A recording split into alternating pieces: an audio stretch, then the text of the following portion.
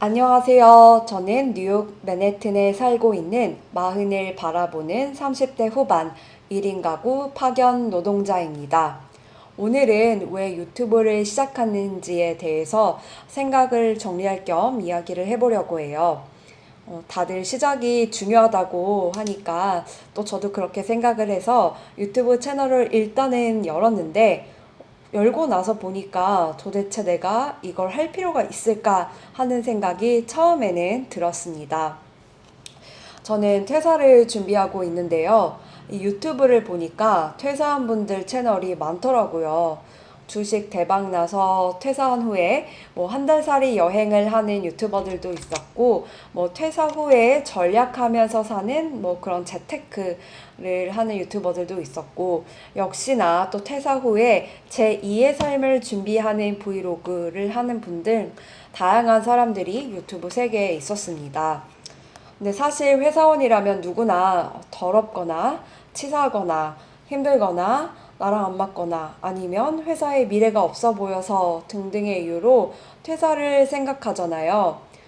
나를 괴롭히는 사람이 없는데도 여러 가지 사연 때문에 이런저런 퇴사와 관련한 고민을 하는 사람들이 많은 것 같습니다.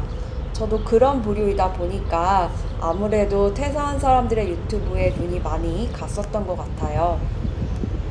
올해 초에 이제 동기들이 단톡방에서 말을 하는데, 그러고 보니까 벌써 같은 회사를 다닌 지 만 10년이 되었더라고요.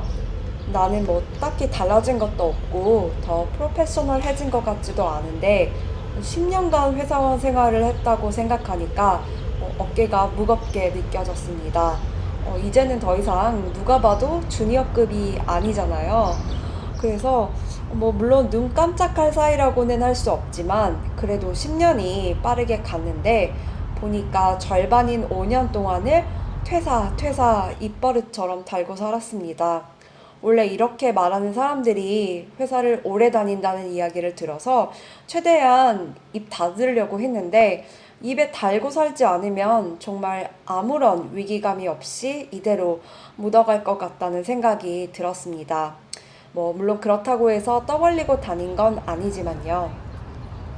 어쨌든 저는 퇴사를 위해서 좌충우돌 재테크를 해왔습니다.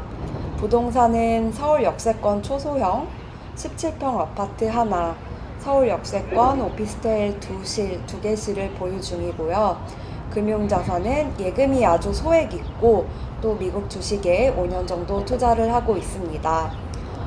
나의 성공이나 불행을 유튜브 콘텐츠로 다 만들 정도는 아니지만 전문직도 아니고 그런 문과 출신 30대 회사원 치고는 어느 정도는 회사를 향해서 퇴사를 향해서 진지하게 향해 가고 있다고 생각했습니다. 다이아몬드 수저나 금수저까지는 뭐 관심도 없었고요. 그렇지만 이제 제 주변에는 그래도 은수저는 되는 친구들이 많은데 저는 나무수저인 월급쟁이 치고는 나름 열심히 재테크를 했다는 생각을 하고 있었거든요. 물론 결과적으로는 회사를 더 다니게 되었습니다. 저 정도 재테크해서 파이어족이 될 수 있는 것도 아니고 저는 또 파이어족을 자체를 꿈꾸지는 않았거든요. 어쨌든 뭐 여러 가지 사정으로 회사를 더 다니게 되었습니다. 공식적으로는 아직 사직서를 내지 않았으니까 회사가 저를 붙잡은 건 아니고요. 제 본인 문제는 아닌데 주변 사정 때문에 더 다니게 되었습니다. 그런데 퇴사를 마음속에서 지우고 살 수는 없는 것 같더라고요. 한 해 한 해가 갈수록 건강이 무너지고 또 미래가 안 보여서요. 투정 같아 보일 수도 있겠지만 저는 작년에 이미 한 차례 수술을 했고 아직은 추적 검사 중입니다. 회사를 그만두지 않았으니까 뭐 회사에 대한 불평, 불만을 접어두고 어쨌든 이런저런 문제가 끊임없이 생기더라고요. 또 주변에서는 퇴사한다 뭐 몇 년 전부터 말하던 동기나 선후배들이 하나, 둘 정말로 퇴사를 하기 시작했습니다. 그렇다고 해서 절대적인 다수가 뭐 퇴사를 한 건 아니지만 점점 늘어나더라고요. 그런데 이제 퇴사를 하면 뭐 해 먹고 사나가 가장 중요한 문제이잖아요. 제 주변을 보면 퇴사한 친구들은 최소한 인수저이거나 아니면 결혼을 한 경우였습니다. 일단 저는 나무수저입니다. 은수저 이상이면 좋겠지만 그렇지 못했다고 해서 신세 한탄을 하고 싶지는 않고요. 두 번째로는 결혼은 이제 못하니까 남편에게 아주 잠시라도 생계를 기댈 생각은 못할 것 같습니다. 그런 게 뭐 나쁘다는 건 아니고 제 성격이 가족에게도 신세지는 것을 못 견디는 이상한 성격이라 그렇습니다. 또 결혼은 남자친구는 있지만 청첩장 만들기, 날 잡아서 스드메 하기 등등 우리 사회에서 평균적으로 하는 그런 절차들을 도저히 해낼 에너지가 없었어요. 그러면은 하고 싶은 대로 하면 되지 않냐라고 하지만 그런 경우에 또 타인을 설득해야 하는 작업들이 있기 때문에 그렇습니다.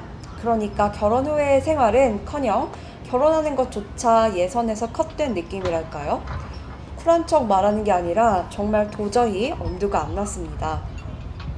그건 그렇고, 그래서 만약에 퇴사를 한다면 먹고 살 문제를 해결하기 위해 유튜브를 할까?